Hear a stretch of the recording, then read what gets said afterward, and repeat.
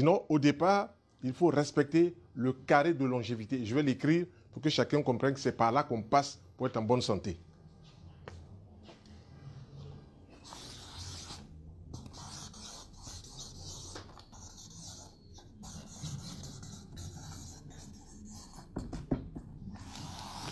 Premièrement, le sommeil.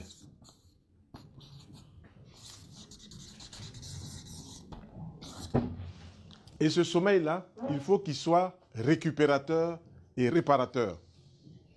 Deuxièmement, l'alimentation. Il faut mettre sur l'alimentation saine.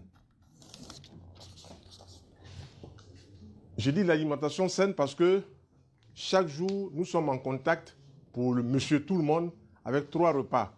Petit déjeuner, midi et soir. Et puis il y a des personnes même qui mangent 5 fois. Et d'autres qui mangent 6 fois. Mais tout ça, c'est lié aux conditions de vie, c'est lié aux problèmes de la vie. Donc, chacun gère comme il peut son alimentation. Ensuite, troisième, c'est comment on appelle l'équilibre émotionnel.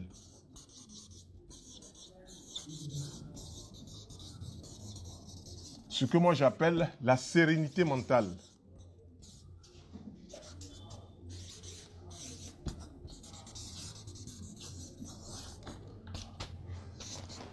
Et puis, quatrième facteur, c'est la marche.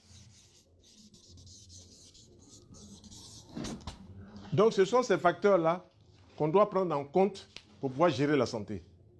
Aujourd'hui, ce qui nous intéresse, c'est de parler d'un sujet qui touche le monde entier. Mais nous allons donner seulement notre point de vue.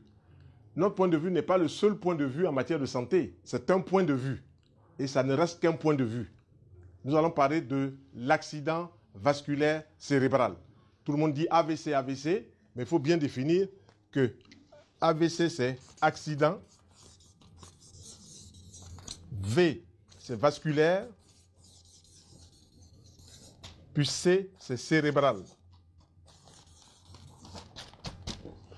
Ce qui m'a été donné d'étudier pendant ces 4 années en intensif avec des stages pratiques en naturothérapie avec mes maîtres qui sont des médecins d'hôpitaux qui pendant 10 ans, pendant 20 ans, pendant 30 ans ont pratiqué les urgences, ont pratiqué la médecine des hôpitaux et puis eux-mêmes ont rencontré des problèmes de santé. Ça arrive. Le médecin n'est pas exempt de maladie. Toute personne peut tomber malade, mais il y a des règles qu'il faut respecter pour ne pas tomber malade tout le temps. Et ayant essayé la médecine des hôpitaux, ça ne leur a pas souri comme ils le souhaitaient. Ils ont commencé à chercher du côté des pays anglophones. Ils ont été du côté de Londres, et puis ensuite ils ont été du côté des États-Unis. L'accident vasculaire cérébral, ça peut arriver à tout le monde. Mais qu'est-ce qu'il faut faire pour ne pas être atteint d'accident vasculaire cérébral? C'est ce que je vais présenter moi, et puis donner quelques conseils vraiment pratiques. Donc, l'accident vasculaire cérébral, comme son nom l'indique,